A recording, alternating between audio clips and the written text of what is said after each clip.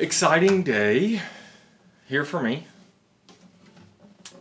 I have my personal guitar, and it has been through the process. I've been playing it like it is right after I got it. I've been playing it here in Texas. People love slope shoulder Gibsons. The older the better. They're perfect for backup on fiddle. We don't have to worry about banjo players here. We don't have to have a banjo killer. We need something that's big, fuzzy, warm sound to set a nice blanket behind a good fiddler. The fiddler's the show, and we get to have all kind of fun behind them. So that's what I've been using this for. My kids play, my dad plays, a bunch of our friends play. I do a lot of old-time Texas fiddle music. If you don't know much about it, I'll try to put up some links. Check out Benny Thomason and Terry Morris and the Solomons, and you'll find plenty to love there, and you'll see why you'll hear these all over those recordings. Of course, you can look up all the Texas fiddle contests and stuff that are going on now and see it. So that's what I use this for. I've been limping along for a couple of years, and it's really needed the work. So I finally did it. I was like, what am I doing? Let me get this fixed. So frets were garbage, nut was garbage. It was ready for a neck reset. Basically the neck had shifted over time, the body, so the angle was really bad, and it just was super high action even with a really low saddle. So we won't go into all that today, but otherwise it's clean. None of the braces are loose. The bridge has never been off. The bridge plate's never been off. Super clean. Somebody put a weird little pickup in it at one time that's mic'd in there. I've just left it. Beautiful patina. So checking on this. I just love it. I've played the snot out of it. It is so cool. It is 1950 Southern Jumbo. You might have seen a previous video, but I had to take all the frets out. I took the fret markers out, re-leveled the board. There was a weird hump in the board. We got rid of that. We trued the board up, cleaned up the slots, made sure all of this was all back together. Had to dig out all the old glue, put all the fret markers back. And what else did we do on this? I had to refret it. They're more complicated when you go over binding. You have to cut the nibs. Well, the nibs were long gone, but you have to cut out and run, cut the tangs off and run it over the edge. It's complicated. It takes a lot more time. That's why you pay more money for these. I didn't get paid for this. This is my guitar. I get paid in the joy of playing it. Made as close as I could to a 40s style, an early Gibson nut on there. The bottom was already tore up underneath where it set, so I had to cover up a bunch of ugly. So I had to make it a little thicker than normal there, if you can see that. But trying to make it look pretty dang vintage. Of course, I put that saddle in there and reset the neck, refretted it, leveled and crowned, all that silly stuff. And it is now ready to rock. Oh, I went ahead also, this is a pet peeve, but I went ahead and kind of gussied up the tuners. I put new tuners on there, but I do a process where I spray them with shellac and lacquers and stuff to give an aging effect. If you saw a fresh new crisp set, you would see the difference. But I don't think these guitars need to look new, so I'm gonna give a little sample. It is just one of the best sounding guitars. I get compliments on the sound often. It's definitely a keeper. It's definitely not for sale. So you're not going to feel the difference that I feel, but all the quirks that were all over this fingerboard are gone.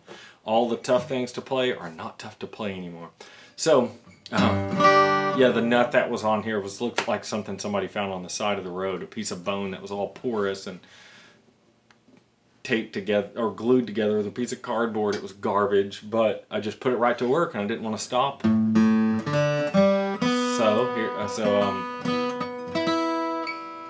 I've been waiting too long to do this. It's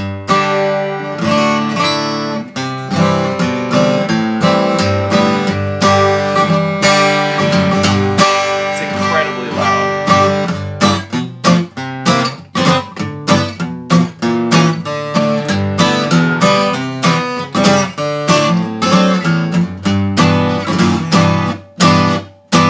So much volume. I can't wait to get this back out. Brand new crisp strings on there. Oh, I kind of also did the same with a set of it's going to be hard to make out, but I usually kind of amber up a nice set of little bridge pins there to look old. Let me play a finger pick a little bit. Oh, here we go.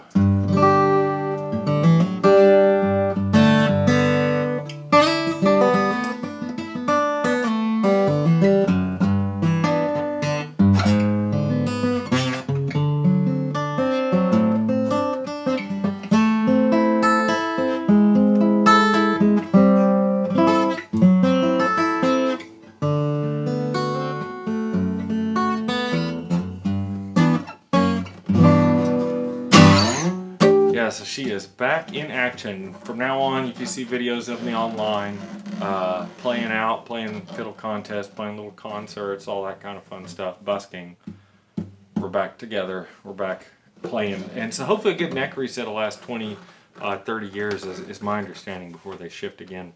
So, yeah, that's it. Oh, one of the things, I don't know if I'll be able to post slides or not, but I learned a very special process that the fingerboard was eat up with, basically people don't cut their fingernails, and it was all grooved up really, really bad. Those ruts in there, it's not from the strings, it's from nasty fingernails. Trim your fingernails if you play guitar, at least on this end. And so people used to do super glue and sawdust. Some people still do that. It just looks gross to me. This one almost looked like JB Weld or something. You see a beautiful Brazilian rosewood fingerboard. Then you see these just flat, black, gray charcoal pits, potholes all filled in it. And so I learned a wonderful method from guitar specialist Doug Proper in New York State. And it's a process where I use a gouge and I cut those out to a uniform shape. I use the same gouge on a sacrificial piece of Brazilian rosewood and find pieces that have the same color and grain marks. I cut a piece out that matches. I glue it in. They fit each other because I've used the same gouge to cut one out and then cut. So I scoop one out, a clean space, and scoop another piece out, if you will, and so the piece that I've cut out will fit in there with that same tool. I level it out, and this I would fool myself even though I've done it, but there's probably a dozen of those between here. No, it's got to be more than a dozen between here and there, all in there, and it just matches perfectly. It doesn't show.